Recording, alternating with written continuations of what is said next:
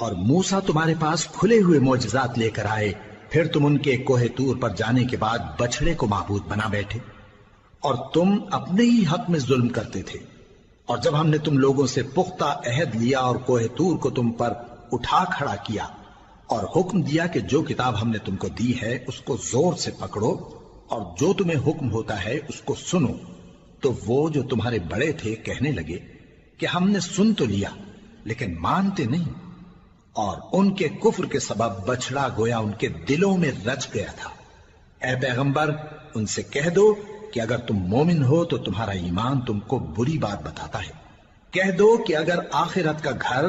اور لوگوں یعنی مسلمانوں کے لیے نہیں اور اللہ کے نزدیک تمہارے ہی لیے مخصوص ہے تو اگر سچے ہو تو موت کی آرزو تو کرو،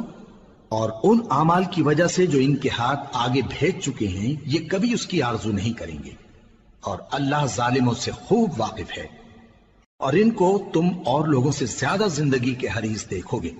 یہاں تک کہ مشرکوں سے بھی بڑھ کر۔ ان میں سے ہر ایک یہی خواہش کرتا ہے کہ کاش وہ 1000 برس جیتا رہے، مگر اتنی لمبی عمر اس کو مل بھی جائے تو اسے عذاب سے تو نہیں چھڑا سکتی،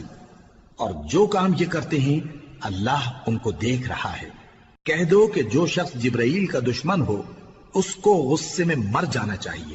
کیونکہ اس نے تو یہ کتاب اللہ کے حکم سے تمہارے دل پر نازل کی ہے جو پہلی کتابوں کی تصدیق کرتی ہے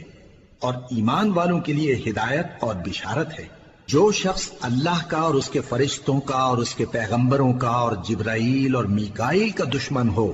تو ایسے کافروں کا اللہ دشمن ہے۔ اور ہم نے تمہارے پاس سلجھی ہوئی آیتیں ارسال فرمائی ہیں، اور ان سے انکار وہی کرتے ہیں جو بد کردار ہیں۔